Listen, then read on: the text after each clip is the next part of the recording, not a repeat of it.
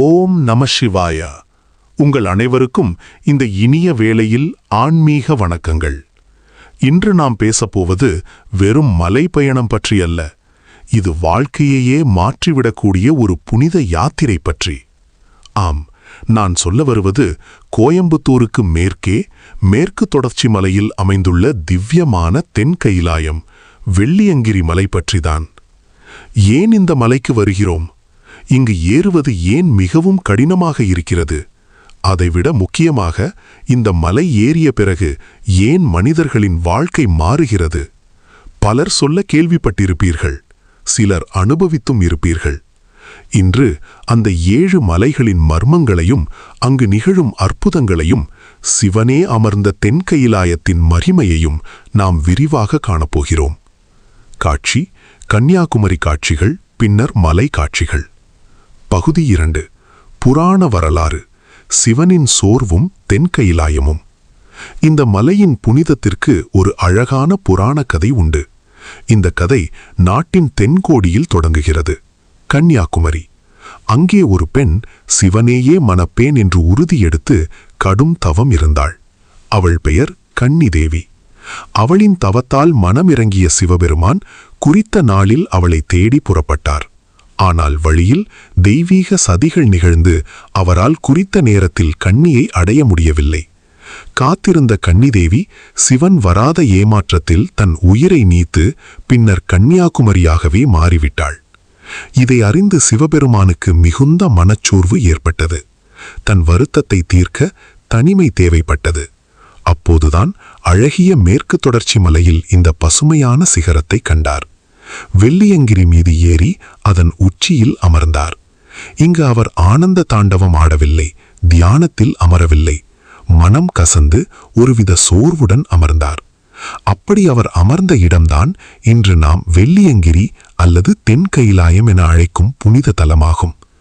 திபத்தில் உள்ள கைலாயம் போலவே இதுவும் சிவனின் சாப விமோச்சன தலமாக மாறியது. இன்னொரு கதையும் உண்டு. பார்வதி தேவிக்கு கைலாயத்தில் சிவனாடும் ஆனந்த தாண்டவத்தை நேரில் காண வேண்டும் என்ற ஆசை வந்தது. அவருக்காக சிவபெருமான் பூலோகத்தில் இந்த மலையையே மேடையாக தேர்ந்தெடுத்து தெற்கில் இருந்தவாறு தனது பிரம்மாண்டமான நடனத்தை ஆடி காட்டினார். அப்போது அவரது ஒளி வெள்ளத்தால் மலை முழுவதும் வெள்ளி போல் மின்னியதாம். அதனால்தான் இது வெள்ளியங்கிரி, வெள்ளி கூட்டல் கிரி என்று அழைக்கப்படுகிறது. இந்த 2 கதைகளும் நமக்கு சொல்லும் செய்தி ஒன்றுதான். இது சிவனின் நேரடி இருப்பு உணரப்படும் இடம். இங்கு சிவனின் சாபமும் சோர்வும் கூட கரைக்கப்பட்ட இடம். எனவேதான் இன்றும் பல்லாயிரக்கணக்கான பக்தர்கள் தங்கள் வாழ்க்கையின் சுமைகளை இங்கே இறக்கி வைத்துவிட்டு செல்கிறார்கள். பகுதி 3: 7 மலைகள் 7 சக்கரங்கள். The core concept why life changes. இப்போது மிக முக்கியமான விஷயத்திற்கு வருவோம். வெள்ளியங்கிரியில் வெறும் 7 மலைகள் இருப்பதாக சொல்வார்கள். ஆனால் உண்மையில் இங்கு 7 மலைகள் இல்லை. ஒரே மலையில் 7 சிகரங்கள் அல்லது 7 ஏற்ற இறக்கங்கள் உள்ளன. ஆனால் இந்த 7 மலைகளும் நம் மனித உடலில் உள்ள 7 சக்கரங்களின் சக்கராக்களின் நேரடி பிரதிபலிப்பு என்று ஞானிகளும் சித்தர்களும் கூறுகிறார்கள். நாம் ஒவ்வொரு மலையையும் கடக்கும்போது நம் உடலில் உள்ள தொடர்புடைய சக்கரமும் தூண்டப்பட்டு அதில் உள்ள அடைப்புகள் விலகி உள் ஆற்றல் மேலெழும்புகிறது. இதுவே மலையேற்றம் முடிந்ததும் மனிதன் மாற்றமடைந்து உணர்வதின் இரகசியம். ஒவ்வொரு மலையாக பார்ப்போம். முதல் மலை மூலாதார சக்கரம், அக்னி பரீட்சை. இதுதான் பயணத்தின் ஆரம்பம். செங்குத்தான கரடுமுரடான 1000க்கும் மேற்பட்ட படிகள். இங்குதான் முதல் போராட்டம். உடல் வலி, மூச்சு திணறல், மேலே போக முடியுமா என்ற சந்தேகம் எல்லாம் வரும். இது நம் உடலின் அடிப்படை ஆற்றல் மையமான மூலாதார சக்கரத்தை குறிக்கிறது. வாழ்வின் அடித்தளம். இங்கு வெல்லும் போதுதான் நம் முன்னோக்கிய பயணம் உறுதியாகிறது. முதல் மலையின் உச்சியில் வெள்ளை விநாயகர் அருள்பாலிக்கிறார். விநாயகர் விக்னேஸ்வரர். அவரை தரிசித்த பிறகேதான் அடுத்த கட்டத்திற்கு செல்ல மன உறுதி கிடைக்கிறது. 2ஆம் மலை சுவாதிஷ்டான சக்கரம், பாம்பாட்டி சுனை. முதல் மலையின் கலைப்பில் 2ஆம் மலை தொடங்கும் போது நமக்கு புத்துணர்ச்சி தேவைப்படுகிறது. அங்குதான் இருக்கிறது பாம்பாட்டி சுனை. 18 சித்தர்களில் ஒருவரான பாம்பாட்டி சித்தர் தவம் செய்த இடம் இது. இந்த சுனையில் தண்ணீர் குடித்தாலே உடல் சோர்வு மறைந்து புத்துயிர் பெறும். இது சுவாதிஷ்டான சக்கரத்துடன் தொடர்புடையது. இது படைப்பாற்றல், இன்பம், உறவுகளை குறிக்கும் சக்கரம். சுனையில் நீராடும் போது மனதில் உள்ள பழைய நினைவுகளும் உறவு சுமைகளும் கரையத் தொடங்குகின்றன. 3ஆம் மலை மணிப்பூரக சக்கரம், கைத்தட்டி சுனை. 3ஆம் மலையில் உள்ள அதிசயம்தான் கைத்தட்டி சுனை. இங்கு நின்று கைத்தட்டினால் பாறைகளுக்கிடையே இருந்து நீர் ஊற்றெடுக்கும்.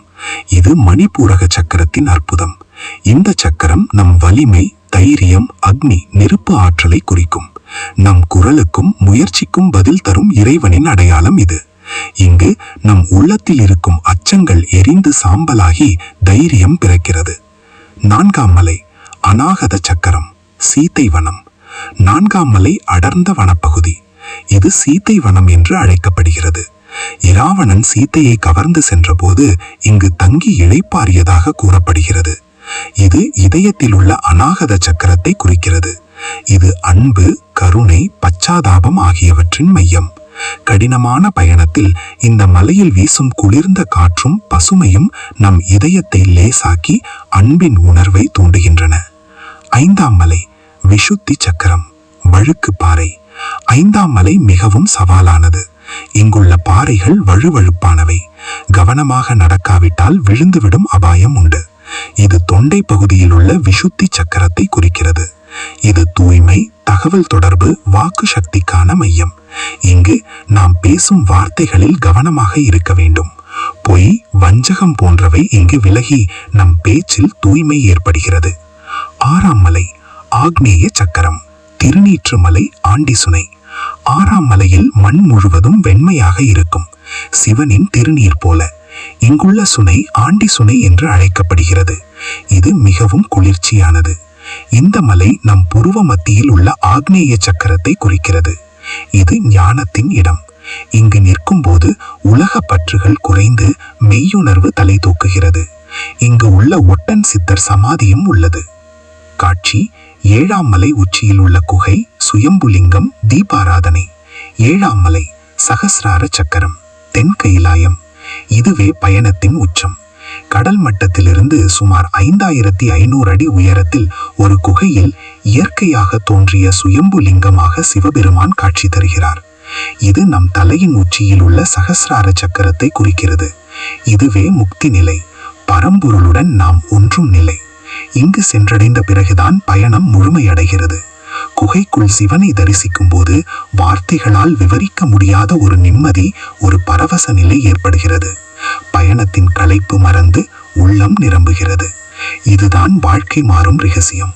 உங்கள் உடலில் உள்ள 7 சக்கரங்களும் இந்த 7 மலைகளின் வழியாக நடைபோடும் போது ஒவ்வொன்றாக தூய்மைப்படுத்தப்பட்டு இறுதியில் நீங்கள் ஒரு புதிய மனிதராக மாறுகிறீர்கள். காட்சி: மலையில் நடந்து செல்லும் பக்தர்கள், இரவு நேரத்தில் நில ஒளியில் மின்விளக்கு ஏந்தி செல்வது போன்ற காட்சிகள், சுனைகள். பகுதி 4. பயண அனுபவம். சிரமத்தில்தான் சுகம் உண்டு. இப்போது ஒரு சாதாரண பக்தனின் கண்களால் இந்த பயணத்தை பார்ப்போம். மலை ஏறுவதற்கு குறிப்பிட்ட பருவ காலம் மட்டுமே அனுமதி உண்டு. வழக்கமாக பிப்ரவரி முதல் மே மாதம் வரை பௌர்ணமி நாட்களில் இந்த யாத்திரை மேற்கொள்ளப்படுகிறது.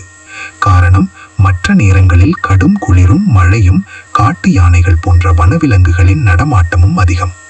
சபரிமலை போலவே இங்கும் வயது விதிமுறைகள் உள்ளன. 12 வயது முதல் 50 வயது வரை உள்ள பெண்கள் மலை ஏற அனுமதிக்கப்படுவதில்லை. அது அங்குள்ள சம்பிரதாயம். அதுபோல 60 வயதுக்கு மேற்பட்டோர், உடல் நலக்குறைவு உள்ளவர்கள் மருத்துவரை அணுகிவிட்டு மிகுந்த கவனத்துடன் பயணிக்க வேண்டும். இரவு 10 அல்லது 11 மணிக்கு மலையேற்றம் தொடங்கும். காரணம், பகலில் வெயில் தாங்க முடியாது. கையில் ஒரு வலுவான மூங்கில் கம்பு, டார்ச் லைட், போதுமான தண்ணீர் மற்றும் குளுக்கோஸ் அவசியம். நடக்க ஆரம்பித்தால் முதல் மலையிலேயே கால் வலிக்கும், மூச்சு வாங்கும். பலருக்கு ஏன் இந்த சிரமத்திற்கு இப்ப வீட்ல சுகமாயிருக்கலாமே என்று தோன்றும்.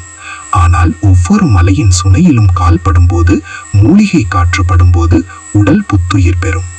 இருட்டில் வானம் நிறைய நட்சத்திரங்கள். உடன் வரும் பக்தர்களின் ஹரஹர மகாதேவா கோஷம். இருளிலும் ஒளியாய் நெருங்கிய தோழனாய் வரும் மூங்கில் கம்பு. இதுவே யாத்திரையின் அழகு. காலை 4 அல்லது 5 மணிக்கு 7ஆம் மலை சேர வேண்டும். இருள் விலகும் அந்த புனித வேளையில் குகைக்குள் சுயம்புலிங்க தரிசனம் கிடைக்கும்.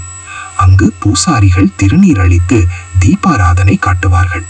காட்சி மலையுச்சியில் இருந்து பார்க்கும் காட்சி, கதிரவன் உதயம், பள்ளத்தாக்குகள். பகுதி 5. முடிவுரை, மாற்றம் உங்களுள். அன்பர்களே, வெள்ளியங்கிரி மலை ஒரு புனித தலம் மட்டுமல்ல, அது ஒரு சிகிச்சை மையம், அது ஒரு பல்கலைக்கழகம், அது ஒரு யோகா வகுப்பறை. அங்கு போய் கஷ்டப்பட்டு ஏறி சிவனை தரிசித்து வந்தால் மட்டும் போதாது, உண்மையான மாற்றம் நம் உள்ளே நிகழ வேண்டும். இந்த 7 மலைகளும் நமக்கு கற்றுக் கொடுக்கும் பாடம் ஒன்றுதான். வாழ்க்கையில் முன்னேற சிரமங்களை தழுவியே ஆக வேண்டும். ஒவ்வொரு சிரமமும் நம்மை உயர்த்துவதற்கான ஒரு படிக்கட்டே. இங்கு வரும் ஒவ்வொருவரும் தாங்கள் எடுத்து வந்த மனசுமைகளில் பாதியை பாம்பாட்டி சுனையிலோ கைத்தட்டி சுனையிலோ கரைத்துவிட்டு இலகுவான மனதுடன் திரும்பி செல்கிறார்கள்.